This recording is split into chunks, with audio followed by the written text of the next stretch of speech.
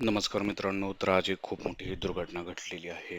तर आज 12 जून 2025 रोजी दुपारी एक विमान लगभग 242 प्रवाशांना घेऊन चाललं होतं आणि ते जस्ट उड्डाण केल्यानंतर थोड्याच अंतरावरती जाऊन खाली कोसळलेलं आहे आणि याचा एक खूप मोठा स्फोट झालेला आहे.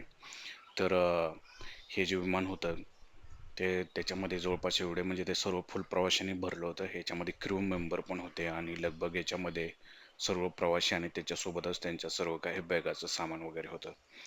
तसंच जे काही रिपोर्ट्स आलेले आहेत त्याच्यानुसार असं दिसून येते की विमानामध्ये थोडेसे काही बिघाडी होते, परंतु त्याच्याकडे दुर्लक्ष केलं गेलं आणि त्याच्या पूर्णपणे टेस्ट केल्या गेल्या नाहीत आणि तरीही ते विमान याच्यामध्ये सुरू होतं. तर हे विमान आहे हे एअर इंडियाचं आहे आणि याच्यामध्ये भारतीय प्रवाशांसोबतच जवळपास 50 हे ब्रिटिशांचे प्रवासी होते. त्यासोबतच एक पोर्तुगाल प्रवासी होता.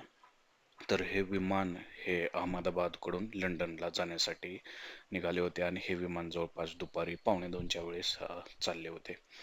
तर दुर्दैवाची गोष्ट की हे विमानाचं म्हणजे ज्यावेळेस याचं खाली पडलं विमान आणि याचा स्फोट झाला, तर हे विमान हॉस्टेलपासून जात होतं आणि तिथेच डॉक्टरांचं हॉस्टेल होतं. तर ते विमान त्या हॉस्टेलवरतीच पडलं, तर तिथे ही दुर्घटना झालेली आहे आणि ह्या विमानाचा एक खूप मोठा भला मोठा हे झालेला आहे स्फोट.